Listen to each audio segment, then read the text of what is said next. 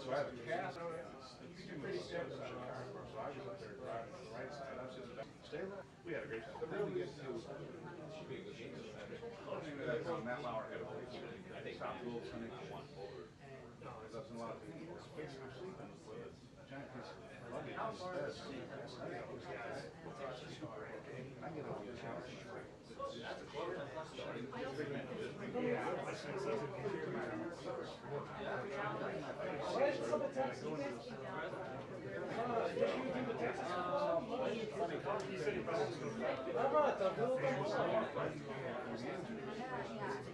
So they kept pumping me full of stuff there. A couple of times a week. You gotta get the queens out. We did. My doctor there was a parent. And we got hers. That's why it's so frustrating. So what we did then, we call our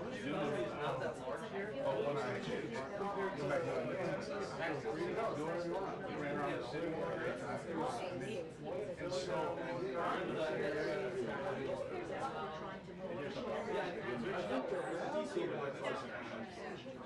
two loaded syringes.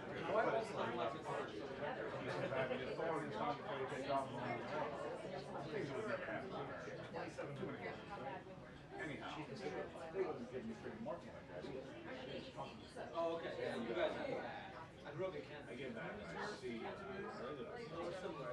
couldn't find the antibiotics. They couldn't figure out what it was. We had to go back and see. There's nobody teaching. They do that on Saturday. They don't have national budget. Because they could say a little more about it. They haven't. They go back and study up this.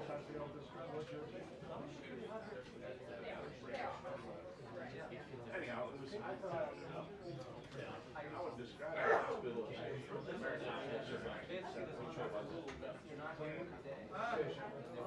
not what you walk into University of Michigan or UCLA or wherever you go.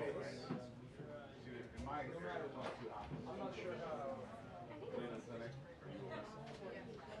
You want to die? Go anywhere else.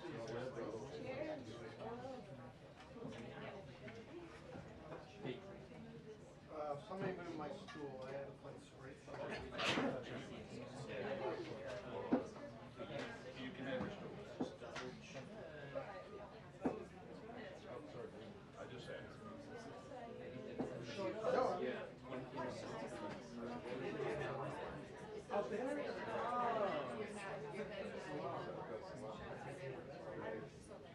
I did that. In the brief? No, or departures. You should check that. It sends out. Well, I think he was talking about departure. I didn't see any email. I just worked here. Just say something. Well, this is why I'm trying to figure it out. No, I'm just saying he did say that, and I was confused by it myself, so I'm just bringing it to your attention. It's very true.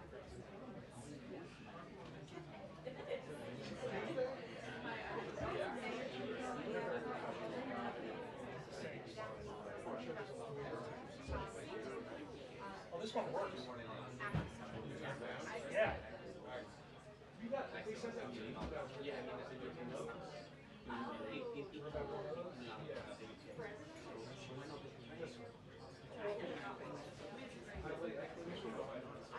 Well, I think this is probably what. Yes.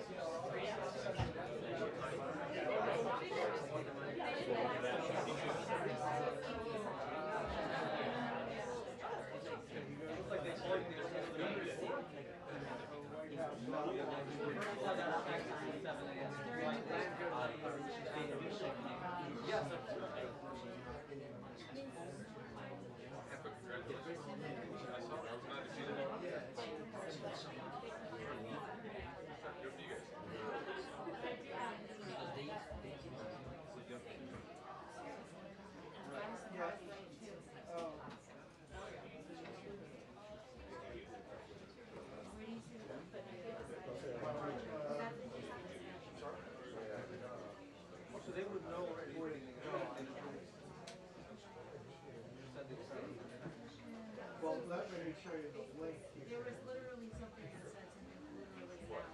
Like this? No, he literally said, the sentence literally said, whether it was here or here, literally said, no one will be allowed your house. Yeah, no, I certainly didn't see it. You know, I'm just. But again, like, confused by with the it. South Law, the South Law. Yeah, there is. Are you able to say like, oh, I'm not going to be around? What was the rule? Again, I don't know. I'm not, I don't know. I'll look it up. Are you here at the school? Yeah, I don't know that what it's Definitely not with it. Bring your baby. When they put your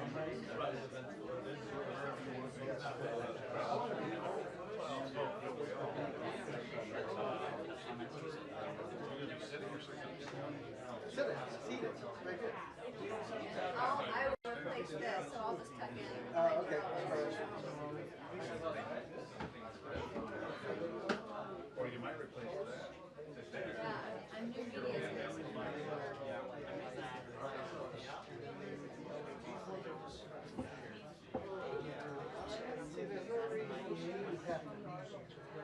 Say again.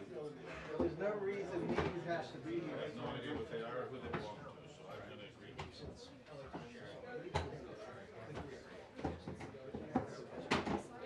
Earlier, I love it. It's so beautiful.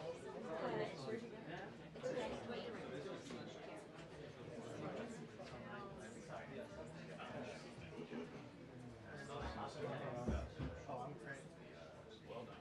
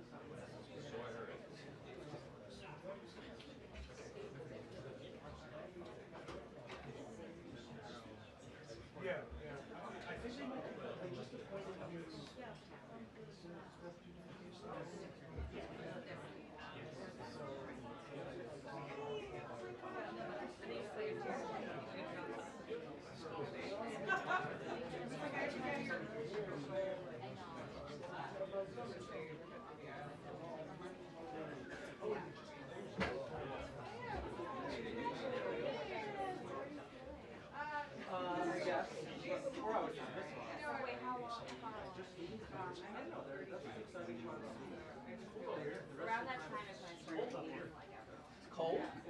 Oh, You saw me back. the air conditioning works.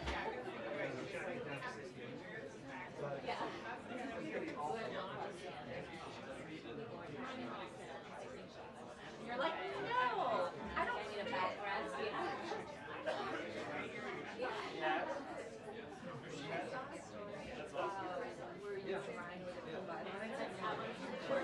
Is that really? That's it. It was adorable. I know, it was cute, but I got us started.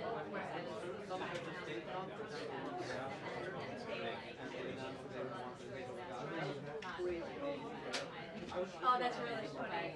And then my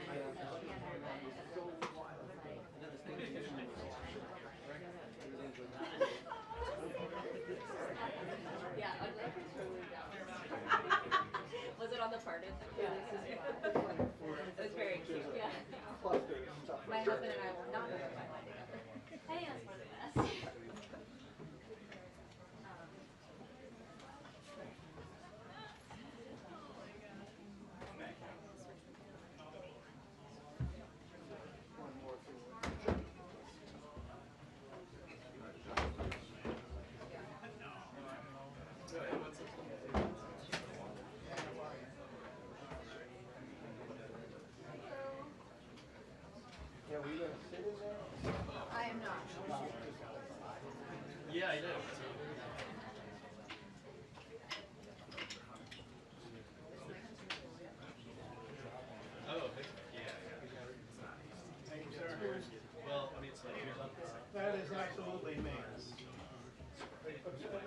Yeah, yeah.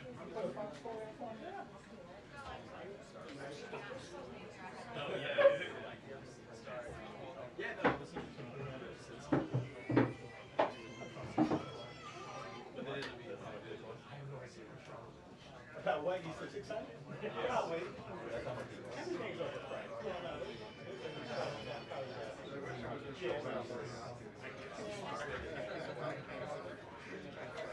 Yeah, exactly. By the end of it, it's like. Yeah.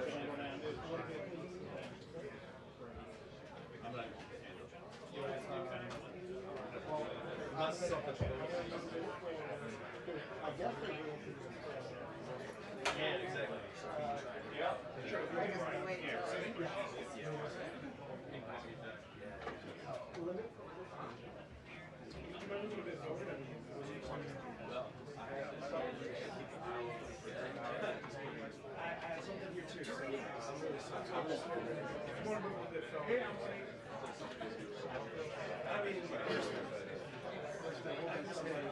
I know, but yeah.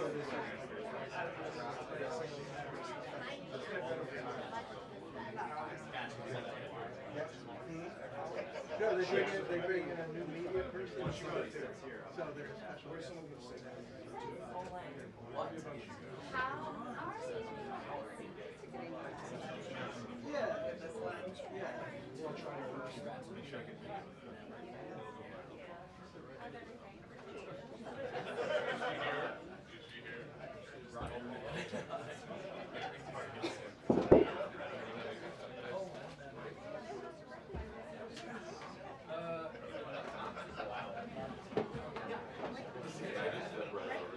May release position. Thank you. Hello.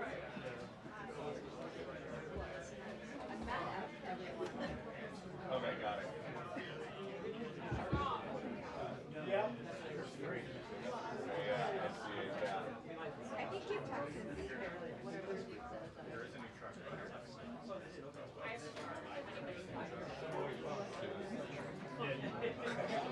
Sorry, one second.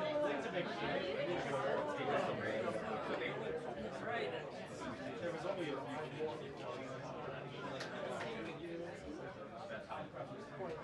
Fucking sickish.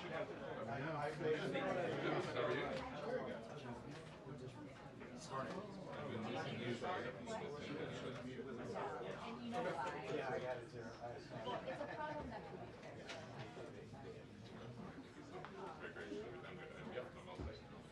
No, I'm not saying that.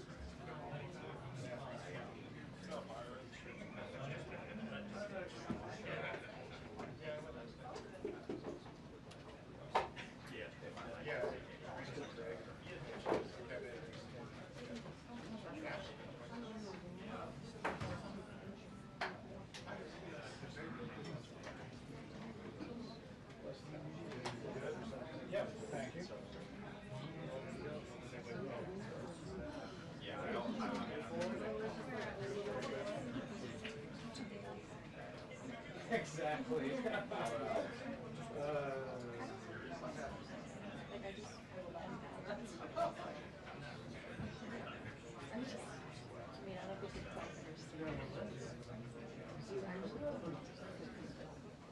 So used to seeing that.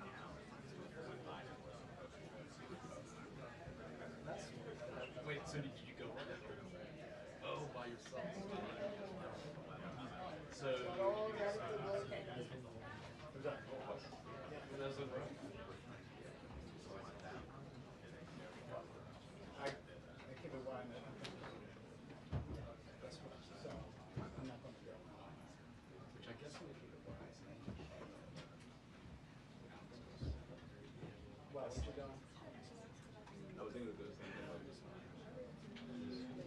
So I mean, I'm curious just because obviously I've touched on yeah.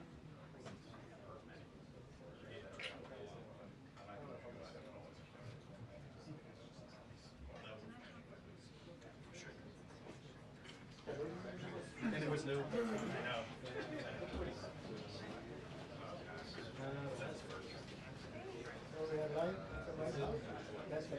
yeah, so it was like not on ice sticks. Yeah. Once again, because it was live, the White House waiting for the White House president. That report is awesome.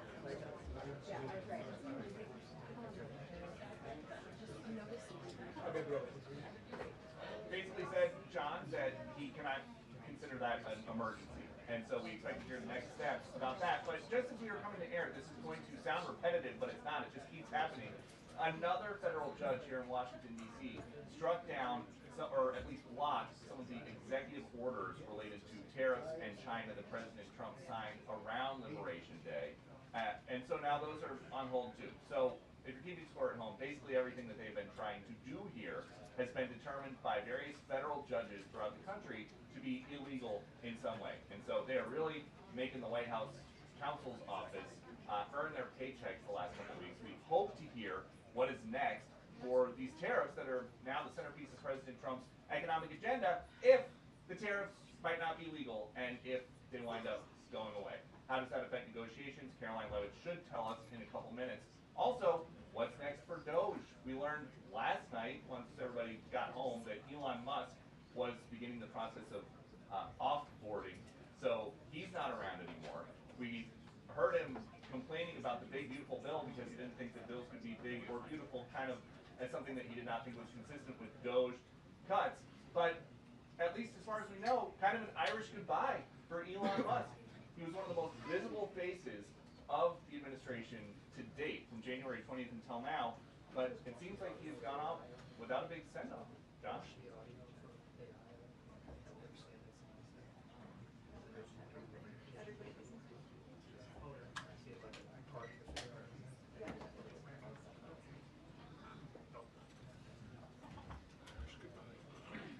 Thank you. It's the only way. Do you think that's the last time you're here? No.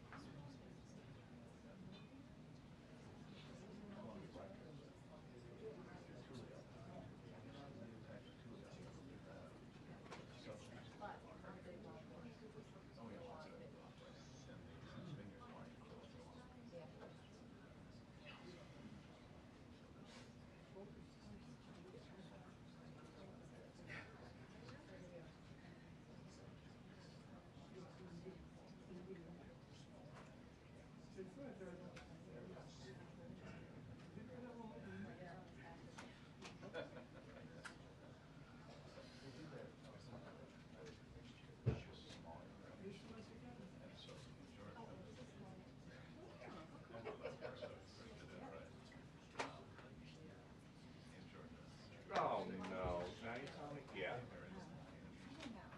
I mean, New Jersey, I thought kind of didn't have the same thing. I'll find out.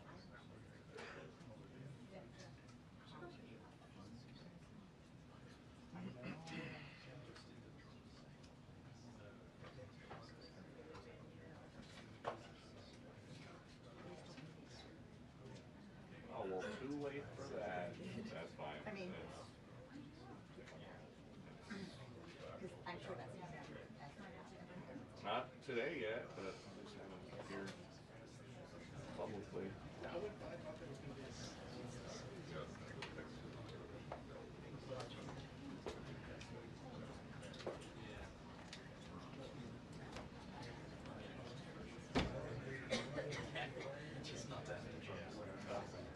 Okay. Clean. You're good. Okay. Should do more of that before we talk to Google.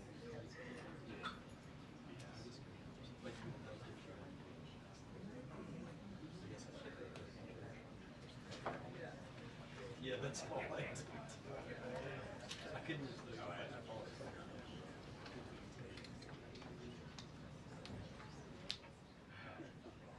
Yeah, mine's.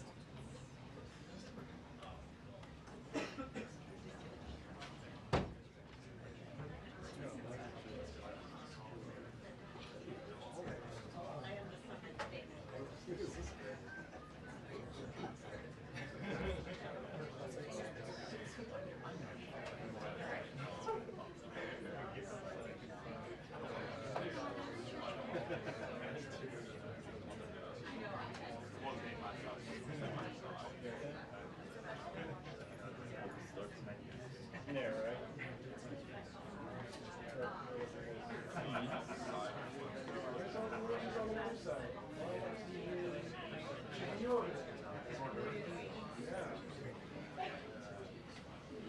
Need to go colonize it.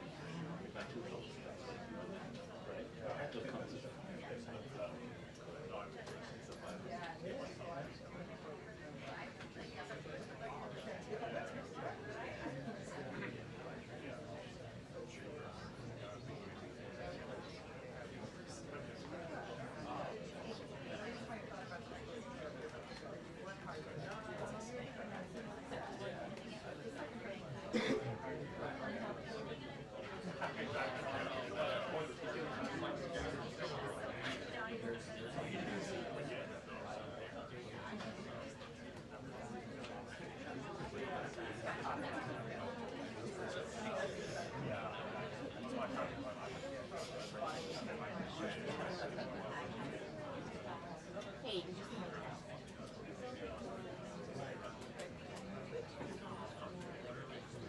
Didn't Corey say he found Oh, the same one? Oh, okay. Did you look through the transcript?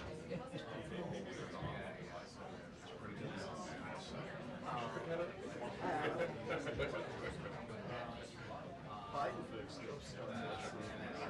Yeah, sometimes. Yeah. This is actually relative to. Which one? It's a little fewer. I mean, I don't know. Part of it's Trump's secret. Maybe they just took it out.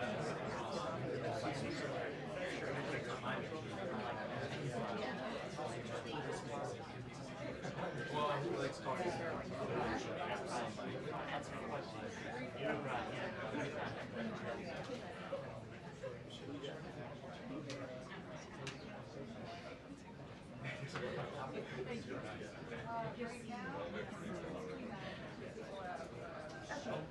I just for the.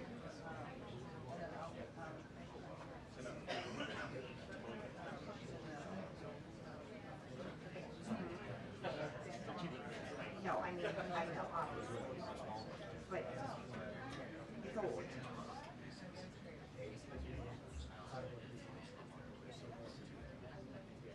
Yeah, okay.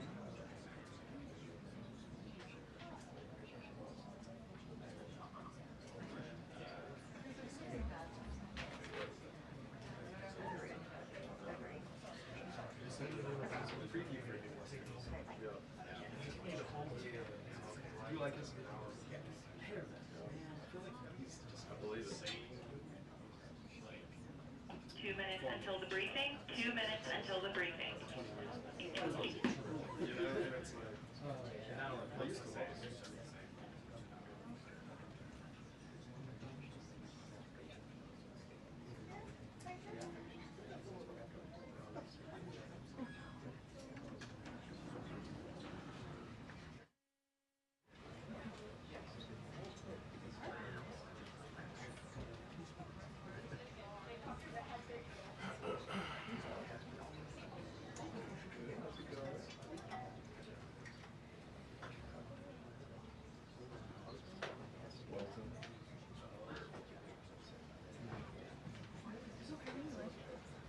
Great. Just 6 weeks today for the baby and 13 and a half pounds. Okay. It's big.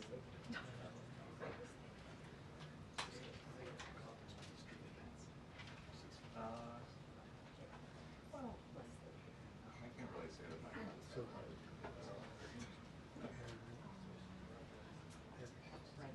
yeah. I'm kidding.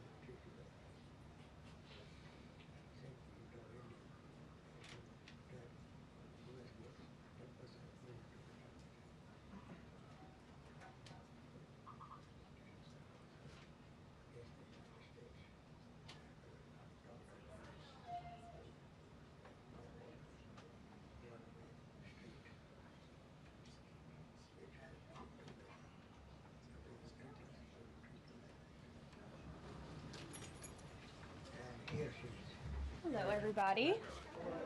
How are you? Wow, a packed room today. Last night, the Trump administration faced another example of judicial overreach. Using his full and proper legal authority, President Trump imposed universal tariffs and reciprocal tariffs on Liberation Day to address the extraordinary threat to our national security and economy posed by large and persistent annual U.S. goods trade deficits. The United States has run a trade deficit of goods every year since 1975. In 2024, our trade deficit in goods exceeded $1 trillion. Everybody agrees this is unacceptable. President Trump is delivering on his promise to fix this problem, and he has taken a long overdue and much needed bold stance for American workers after decades of our manufacturing base being hollowed out. The president's rationale for imposing these powerful tariffs was legally sound and grounded in common sense. President Trump correctly believes that America cannot function safely long-term if we are unable to scale advanced domestic manufacturing capacity, have our own secure critical supply chains, and our defense industrial base is dependent on foreign adversaries. 3 judges of the U.S. Court of International Trade disagreed and brazenly abused their judicial power to usurp the authority of President Trump to stop him from carrying out the mandate that the American people gave him. These judges failed to acknowledge that the President of the United States has core foreign affairs powers and authority given to him by Congress to protect the United States economy and national security. Congress had created the National Emergency Act to provide the congressional framework to strike down improper IEEPA use, and any questions over whether President Trump improperly imposed these IEEPA tariffs were already adjudicated in Congress following Liberation Day. Congress firmly rejected an effort led by Senator Rand Paul and Democrats to terminate the president's reciprocal tariffs. The courts should have no role here. There is a troubling and dangerous trend of unelected judges inserting themselves into the presidential decision-making process. America cannot function if President Trump, or any other president for that matter, has their sensitive diplomatic or trade negotiations railroaded by activist judges. President Trump is in the process of rebalancing America's trading agreements with the entire world, bringing tens of billions of dollars in tariff revenues to our country, and finally ending the United States of America from being ripped off. These judges are threatening to undermine the credibility of the United States on the world stage. The administration has already filed an emergency motion for a stay pending appeal and an immediate administrative stay to strike down this egregious decision.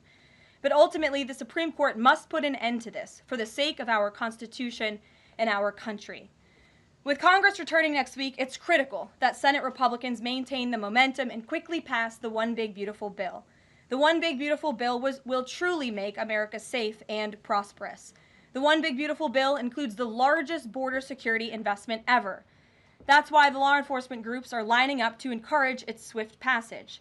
The National Fraternal Order of Police, the largest police union in the country, just endorsed key provisions of the bill. The FOP president announced their strong support, saying the One Big Beautiful Bill Act is more than legislation. It is a promise kept to the public safety officers across the country and a bold step toward an economy that respects, rewards, and uplifts the people who keep it safe.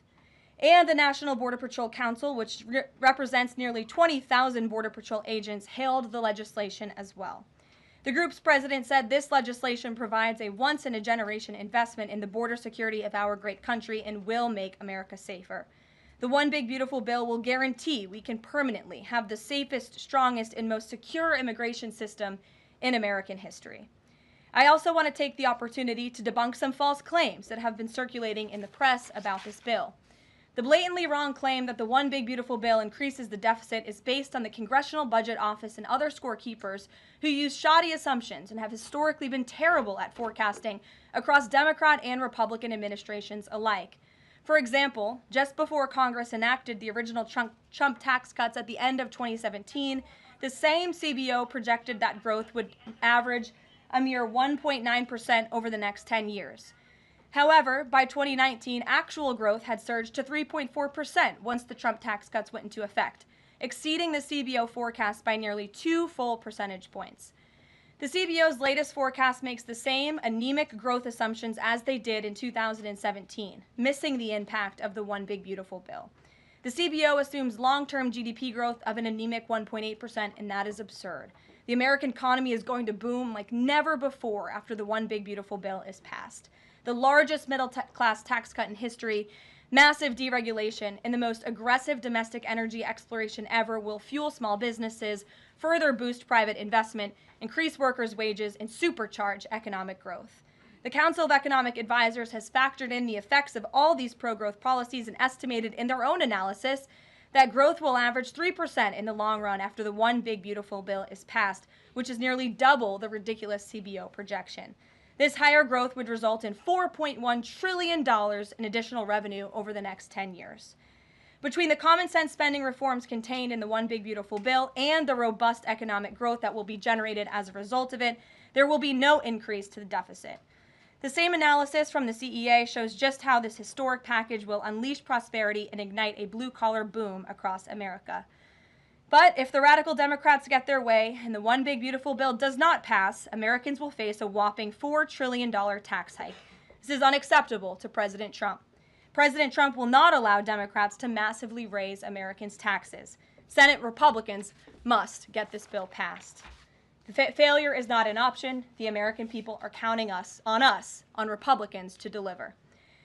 In other news, despite all the doom casting from the media, Americans are growing more and more optimistic about the economy under this president. Consumer confidence surged in May with the biggest monthly jump in 4 years, smashing expectations. According to the release from the Consumer Confidence Index, the increase in confidence was broad-based across all age groups, income groups, and political affiliations. Our country is clearly heading in the right direction under President Trump's bold leadership. For the first time in history of Rasmussen polling, a majority of Americans believe the country is on the right track. It's unsurprising because the president is fulfilling the promises he made to the American people. Here in our new media seat today, we have the editor-in-chief of The Federalist, Molly Hemingway.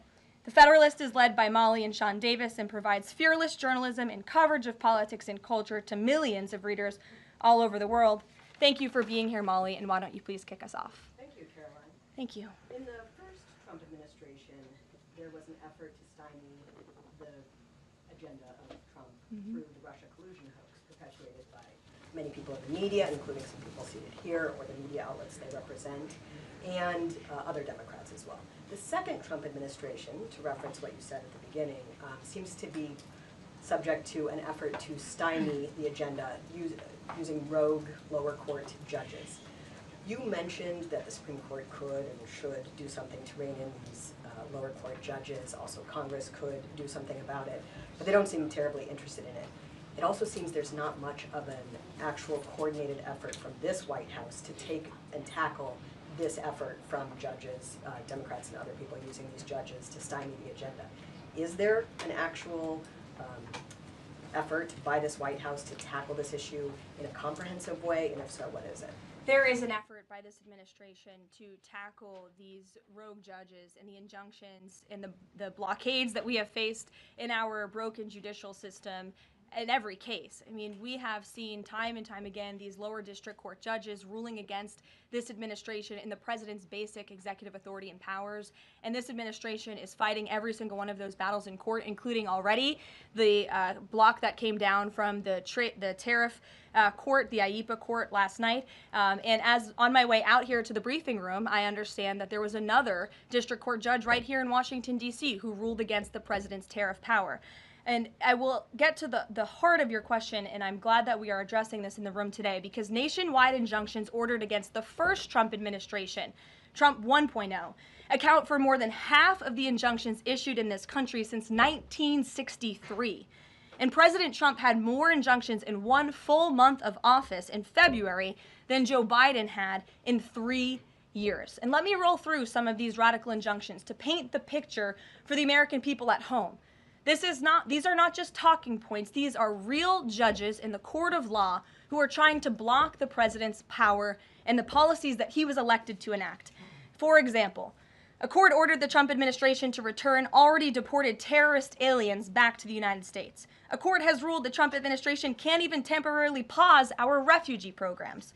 Courts prohibited the Trump administration from eliminating federal funding for child transgender surgery and mutilation, a practice that the American people overwhelmingly reject. A court also held that the Trump administration could not ban people experiencing gender dysphoria or mental health issues from serving in the military. Ridiculous. Courts prohibited the removal of transgender women from women's prisons despite potential physical harm to real women in those prisons, biological women. A Northern District of California judge issued an absurd ruling that the president cannot fire people within the executive branch without Congress passing a bill, even though Congress has expressly authorized the president through the Office of Personnel Management to authorize reductions in force across agencies. A court also ordered the Trump administration to rehire thousands of already fired employees in several cases. A federal judge blocked the Trump administration from defunding the Department of Education, another signature campaign promise that this president has the power to implement.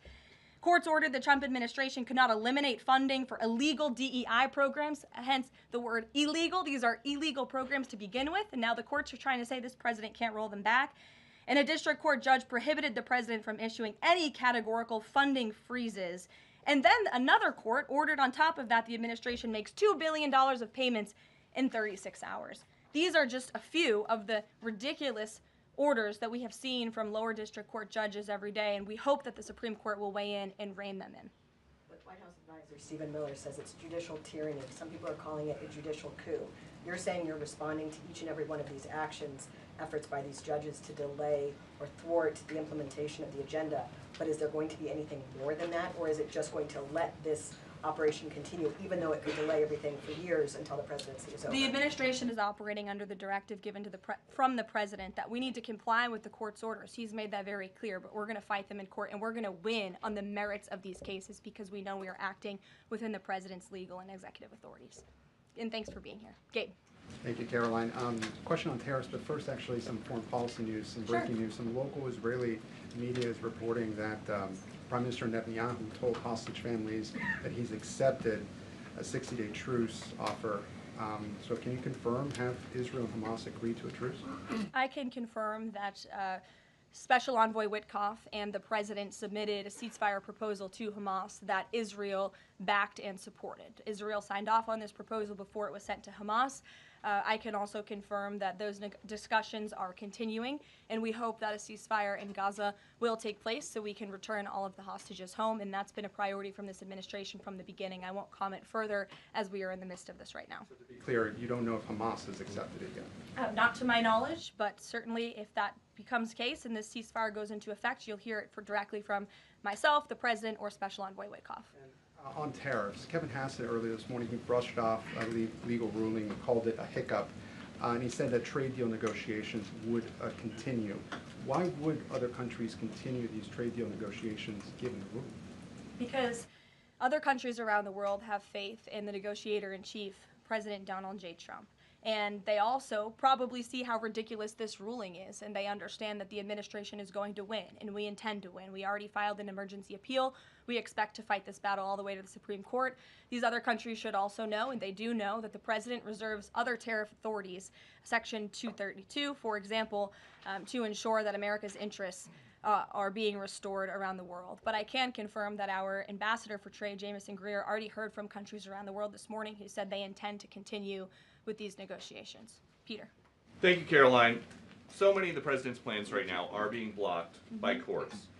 If the courts are going to be the ones who are shaping policy, does the president wish he would have just become a judge instead? I think the president would take this job over being a judge, and certainly the president is acting within his authority. He wishes judges would do the same. But so the courts are basically telling you guys they think that the White House's policies, the president's policies, are in some way against the law. So why can't President Trump ask the Republicans that control the House and the Republicans that control the Senate just to make a new law?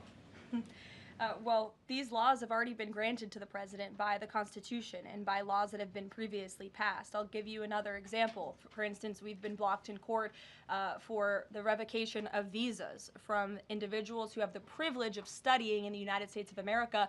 Secretary of State Rubio has simply used his authority to revoke those visas, to revoke that privilege, and we've seen the courts try to block that. So if these judges want to be the Secretary of State or they want to be the president, they can run for office themselves. It should be the other way around. But all of the actions the president has taken rely on legal authorities that have already been granted to him by our nation's existing laws. And on a different topic, there are some folks in President Biden's inner circle who are now in talks with Republicans in Congress to give interviews about how they may have handled President Biden's decline.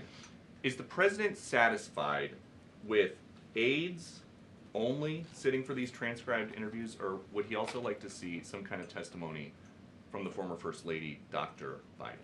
I think, frankly, the former First Lady should certainly speak up about what she saw in regards to her husband and when she saw it and what she knew. Because I think anybody looking, again, at the videos and photo evidence of Joe Biden with your own eyes and a little bit of common sense can see this was a clear cover-up. And Jill Biden was certainly complicit in that cover-up. There's documentation, video evidence of her clearly shielding her husband away from the cameras. They were just on The View last week. She was saying everything is fine. She's still lying to the American people. She still thinks the American public are so stupid that they're going to believe her lies. And frankly, it's insulting, and she needs to answer for it.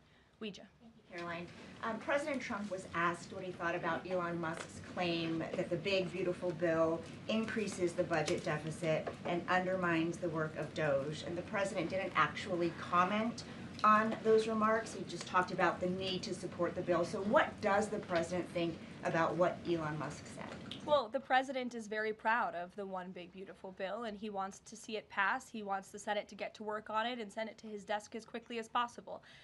Of course, as you know, Elon Musk announced last night his departure as an official special government employee from the Trump administration. We thank him for his service. We thank him for getting DOJ off of the ground, and the efforts to cut waste, fraud, and abuse will continue. So he doesn't have any comment about Musk saying it adds to the deficit and it undermines all his work? The president commented on this. I commented on it. I told you that this bill saves $1.6 trillion according to the Council of Economic Advisors and the analyses that the president believes in. So he gave a comment. I gave a comment. Just because you don't like that comment doesn't mean it's not a comment. Rachel. Thanks, Caroline. Back on trade, I know you said the White House is going to fight this ruling in court.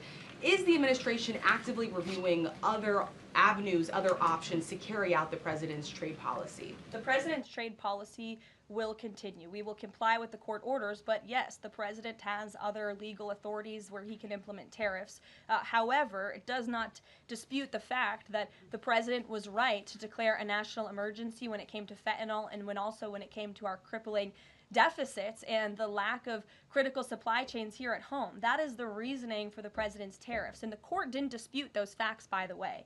And there have been other courts that have reaffirmed the president's position. In fact, a ruling in federal court earlier this month shows that the administration is in the right, said we will win on appeal. A federal district judge in Florida ruled that IEEPA, in fact, does grant the president the authority to unilaterally impose tariffs. And 20 years ago, I will add, they are not a court, the New York Times editorial board responded to the January 2005 trade deficit of $58.3 billion by writing an editorial entitled Dangerous Deficits. And since then, our trade deficit has more than doubled. The U.S. trade deficit in January totaled a whopping $131.4 billion. So people on both sides of the aisle, pundits, lawyers, legal scholars, politicians have all agreed that it is a national emergency, our trade deficits and our lack of critical supply chains here at home. It's just President Trump was the first president to actually act on it, to restore that wealth and that prosperity to the United States of America. And it's very unfortunate that the courts are now blocking his attempts to do that. Has the administration then reached the point where you are actually asking your economic advisors to start reviewing other avenues to implement the president's trade policy, or do you want to just see this legal process take place for now? We can walk and chew gum at the same time. We are doing both. Josh. The Fed says the president met with the Fed chair earlier today. I'm wondering if you can give us any readout of that meeting. The Fed also says that they discussed the economy. I imagine the president might have shared views on rates as well, but what can you share with us? I can share with you that we saw, the president and I both saw the statement that the Fed put out after the meeting. That statement is correct. However, the president did say that he believes the Fed chair is making a mistake by not lowering interest rates, which is putting us at an economic disadvantage to China and other countries. And the president's been very vocal about that, both publicly and now I can reveal privately as well. Did he speak at all about his plans for that position, but whether he would seek to move Jay Powell out of that position or keep him in until his term ends? No. Okay. Ask very quickly on the tariff question. You mentioned Section 232 earlier. Are you suggesting that you might sort of speed up some of the existing 232 investigations? Or are you talking potentially using 232 as a replacement power if this ruling doesn't go your way? Of course, you hope it does. I'm not suggesting that. I'm just simply stating the fact that the president has other legal authorities he can use to implement tariffs, and the administration is willing to use those. As you know, we already have applied Section 232 tariffs on specific industries. Thank you. Yep, thank you. President Trump said that he needed 1.5 to 2 weeks to determine whether or not he believed Vladimir Putin wanted peace. He has been in office now for 4 months. What does he believe is going to happen in the next 1.5 to 2 weeks that would change his opinion? Well, it is my understanding and it is our hope that Russia and Ukraine will engage in direct talks and negotiations next week in Istanbul, and we believe that meeting is going to take place, and that is a meeting the president encouraged and urged for these two sides to come together and negotiate directly. And the president has been clear from the very beginning of this conflict that he wants to see this conflict solved on the negotiating table, not on the battlefield, and he's told that to both leaders, again, both publicly and privately. So hopefully next week it will move the ball forward in this. Is the United States going to participate in those conversations? We will let you know if the president plans to send a representative. I'm not tracking that at this time. Kelly in the back. Thanks, Caroline. Sure. I wanted to just clarify once and for all the Qatari jet, the sale, or the gift, because the Qatari government is asking the U.S. to clarify that the jet's pending transfer was initiated by the Trump administration. So is this something that the White House is going to do? The amount of questions we've received, and we've been incredibly clear, and I have answered this, the president has answered this, the Department of Defense has answered this.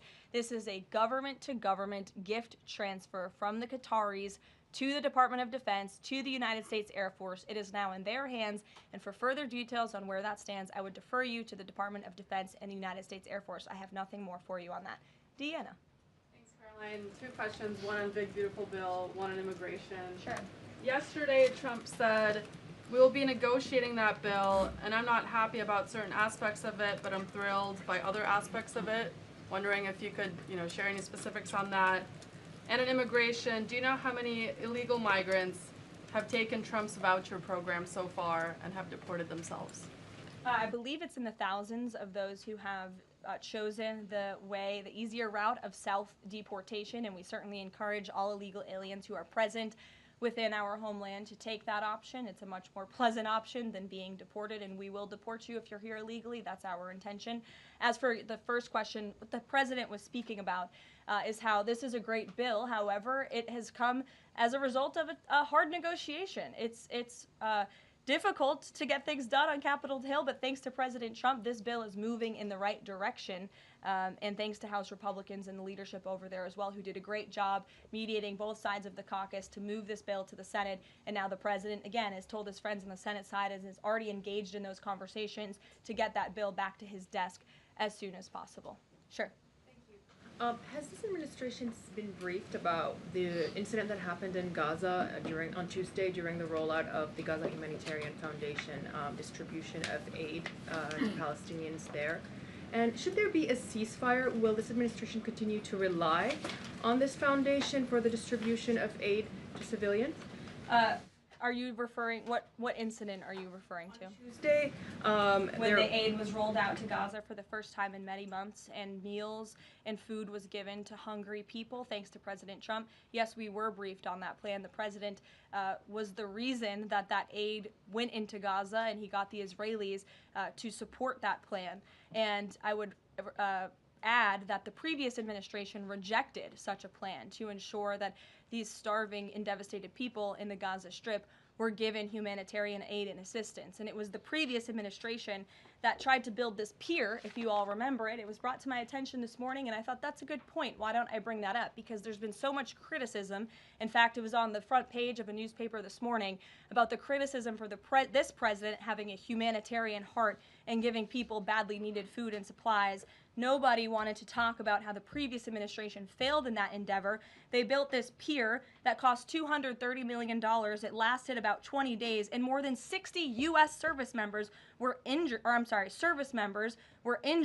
as a part of this floating aid pier that did nothing for the people of Gaza. The president is opening up his humanitarian heart to get aid into the region while his team simultaneously negotiates a ceasefire and the return of all hostages. We are moving the ball forward in a positive direction for all people. The president wants to see peace for all people. Jasmine.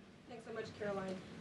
A notice investigation found that the Hallmark Maha Commission report that was released last week cites studies that appear to not exist. We know that because in part we reached out to some of the listed authors who said that they didn't write the studies cited. So I want to ask, does the White House have confidence that the information coming from HHS can be trusted? Yes, we have complete confidence in Secretary Kennedy and his team at HHS. I understand there were some formatting issues with the Maha report that are being addressed, and the report will be updated, but it does not negate the substance of the report, which, as you know, is one of the most transformative health reports that has ever been released by the federal government and is backed on good science that has never been recognized by the federal government. Follow-up, can you talk about what tools or research goes into production of these kinds of reports? For instance, is it AI that's used to put together these reports now? I can't speak to that. I would defer you to the Department of Health and Human Services. What I know is just what I told you. Lindsay. Caroline. Many small businesses that we've talked to since the tariffs have been in place have said what would really help them is a long-term plan so that they can catch up. In light of what's happened now, this trade war with the courts, how will that impact this 90-day window? Will you guys be adjusting that? And how can you help relieve some of these small businesses? Well, I would say nobody understands the needs of business owners, and nobody has the backs of our small business community more than President Donald J. Trump. He believes, I've heard him talk about this with small business owners himself, that small businesses are truly the backbone of our American economy. And that's why the president is supporting the One Big Beautiful Bill. So for those you spoke to who are asking for a long-term plan, big tax cuts are coming their way. No tax on tips, no tax on overtime for their workers, more money in their pockets. Their bottom lines will be larger. They can pay their people more. Wages are going to go up. Inflation will continue to come down. We've already seen energy prices plummeting as a result of this president's economic and energy agenda that he has been implementing across the federal government, reducing burdensome regulation. All of that is good news for small business owners across the country. That's why they strongly support the president, and that's the Trump economic plan that is underway. And again, you're emphasizing, I believe, the need to pass the One Big Beautiful Bill, and the president wants to see that happen. Sure. Will you still work within that 90-day window for these trade negotiations? Does that still stand? Again, as far as we're concerned, our trade agenda is moving forward, and we've already heard from countries around the world today who will continue to negotiate in good faith with the United States so we can cut good trade deals on behalf of the American people, and we fully expect to win this case in court. Sure. On Golden Dome, the president put out this number of $61 billion. How did he arrive at that? Is that the number it will cost to protect Canada, and is it negotiable, or where did it come from? I can certainly ask the president, and I can check in with our research team, and we'll get you the facts on that number. But the Golden Dome is certainly a significant investment in our nation's national security and homeland security to protect Americans, all of you in this room, from future threats. Any readout on, have the Canadians been talking in good faith about paying to be in it? I know they've expressed some interest. Well, the president has certainly expressed to the Canadians how we are essentially subsidizing their national defense. He brought it up in his meeting with their new leader here, and as you know, we'll be traveling to Canada next month for the G7, so I expect that topic of discussion to come up on that trip as well. Sure.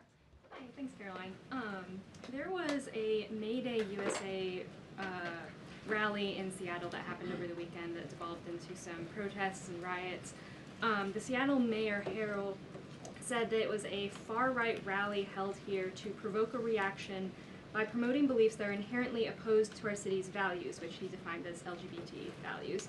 I know the FBI is looking into this, but has the president reached out to the mayor at all, asked him to apologize for this, and is this something that the administration would consider an example of anti-Christian bias?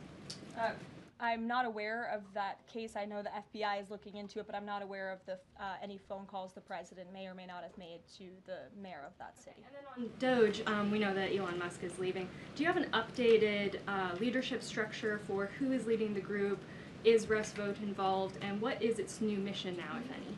Well, the entire cabinet is involved, and I spoke to the president about it this morning, and the entire cabinet understands the need to cut government waste, fraud, and abuse, and each cabinet secretary at their respective agencies is committed to that. That's why they were working hand in hand with Elon Musk, and they'll continue to work with the respective DOGE employees who have onboarded as political appointees at all of these agencies. So surely the mission of DOGE will continue, and many DOGE employees are now political appointees and employees of our government, and to the best of my knowledge, all of them intend to stay and continue this important work. Is there a DOGE leader taking the place of Mr. Musk? Well, again, the DOGE leaders are each and every member of the president's cabinet and the president himself, who is wholeheartedly committed to cutting waste, fraud, and abuse from our government. Michael. Thank you, Caroline. There's conflicting reports out of the Middle East right now. Saudi television network Al Arabia is saying that Israel and Hamas have agreed to a 60-day ceasefire. Sources with Hamas are saying that has not been agreed to. If and when that does happen, will we expect to hear something from President Trump announcing that? As I said earlier, yes, indeed. If there is an announcement to be made, it will come from the White House, the president, myself, or Special Envoy Witkoff. Caroline, one big beautiful bill. The president says he's not happy with all aspects of it. What changes would he like to see be made, and can this bill be both big and beautiful? It is a one big beautiful bill, as the name rings true, and the president, as I said, is currently working with his friends in the Senate who have some recommendations for the bill. Those negotiations and discussions are continuing, but the president's ultimate priority is to get this bill back to his desk for signature. And the president's priorities in this bill are non-negotiable in terms of the tax priorities he wants to see and the large tax cuts in the border investments that are currently in this bill. He is not going to allow them to go away for the American people. Sure, go ahead. Yes, I wanted to ask you about, has the president spoken to any of these foreign leaders about these agreements that have been reached, specifically the case of the United Kingdom that already has an agreement in place after this decision of the court in New York? Has the president talked to foreign leaders about what? About the court decision in New York. Which court decision in New York? The trade court. Oh, the trade court decision.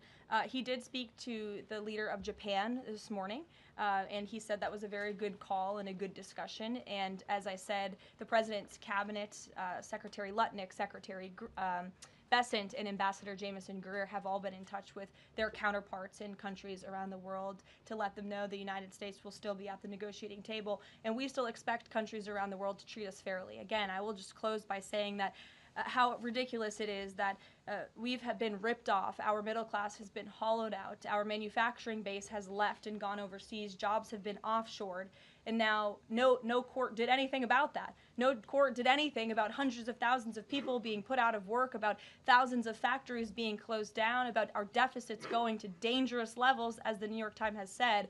But now a court is trying to stop a president from trying to correct those wrongs of the past. And this administration will continue to do that. It's a promise the president made to the American people, and it's a promise they elected him on. We will win this battle in court, and the president will implement his America First trade policies. Thank you, everyone. Is the U.S. Steel situation tomorrow to speak? I can tell you the president greatly looks forward to going to Pittsburgh, Pennsylvania, where he will discuss this historic deal and discuss American jobs and American steel, and we hope to see you all there. Thanks, guys.